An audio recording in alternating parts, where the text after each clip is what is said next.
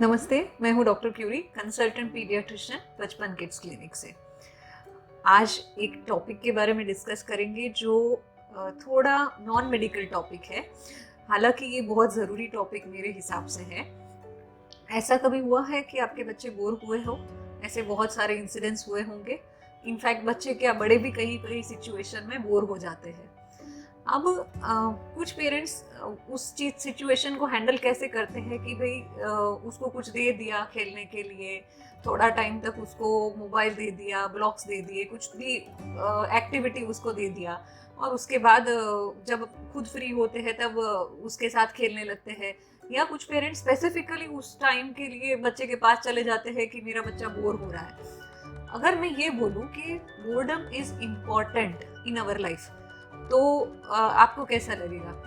क्योंकि ये unavoidable situation है। ऐसा कभी भी नहीं होगा कि हम लोग कहीं ना कहीं तो बोर होंगे ही, चाहे कोई प्रेयर मीटिंग हो या कोई फिल्म है जो नहीं अच्छी लग रही है, या किसी के सोशल फंक्शन में, या इनफैक्ट कभी लेक्चर हॉल में, तो हम लोग बोर होने ही वाले हैं।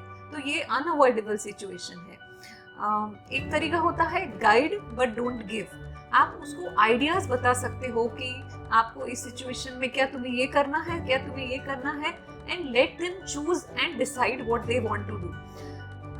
इनफैक्ट दो इम्पॉर्टेंट चीज है, creativity and emotional regulation. Creativity मतलब अगर बच्चा बोर हो रहा है तो गिव हिम और हर सम टाइम, 10-15 मिनट, 20 मिनट, आधा घंटा।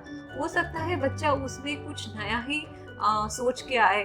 कोई बच्चा पेंटिंग अच्छा कर ले, या कोई बच्चा अच्छे से कोई घर बनाए छोटा सा, या फिर कुछ आइडियाज आए जो इंटेलिजेंट आइडियाज हो कि कुछ नया करने के। कुछ सवाल उनके मन में हो कि स्काई क्यों ब्लू है, कि बारिश क्यों बादल में से आती है। तो ये सब सवालों का जवाब देना भी जरूरी है।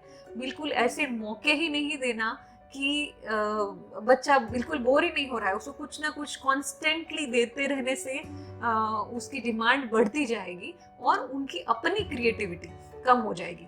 दूसरी एक चीज होती है इमोशनल रेगुलेशन, मतलब कोपिंग अप विद बोर्डम।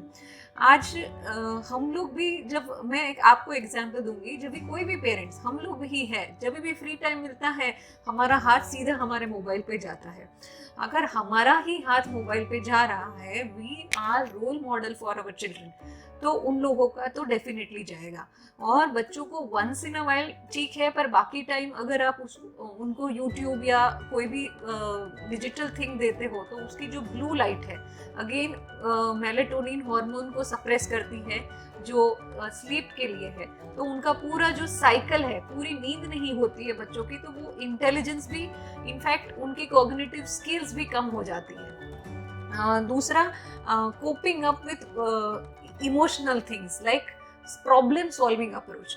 अगर मुझे ये दिक्कत आई तो मैं क्या करूंगी या करूंगा, ये सिचुएशन हैंडल करने की आप एक चैलेंज दे सकते हो कि चलो आज हम यहाँ जा रहे हैं, तुम पहले से ही बता दो उसको कि तुम वहां पे बोर होने वाले हो, ताकि वो प्रिपेयर्ड रहे। उस टाइम पे दो चीज कर सकते हो, एक्सपेक्टेड वर्सेस अनएक्सपेक्टेड। एक्सपेक्टेड में क्या होता है कि बच्चा कंफर्टेबल है, कुछ कर रहा है अपनी चीज और बाकी सबको डिस्टर्ब नहीं कर रहा है। दूसरा होता है अनएक्सपेक्टेड, जहाँ बच्चा जोर जोर से कुछ कर रहा है और गाना गा रहा है, चिल्ला रहा है और बाकी सबको डिस्टर्ब कर रहा है।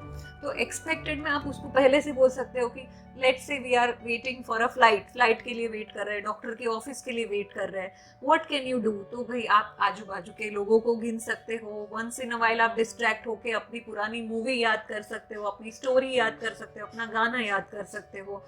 पर आपको जोर से किसी को डिस्टर्ब नहीं करना है, ये आपको उनको सिखाना है। और अपने आप से guide but not give, once again, क्योंकि अगर आपने उनको बोल दिया कि तुम ये करना, तो वो अपने आप से नहीं सीखेंगे। This is called problem solving, जो आजकल के बच्चों में नहीं होता है, क्योंकि everything is provided and everything is given to them right in front of them. आपको खुद को भी अपनी सिचुएशन में, अगर आप बोर हो रहे हो तो हर बार मोबाइल नहीं उठाना है। rather than that, take up a book, just sit like that, और love nature, talk about songs, music, etc. तो जरूरी नहीं है, and boredom is really important for your children. Thank you.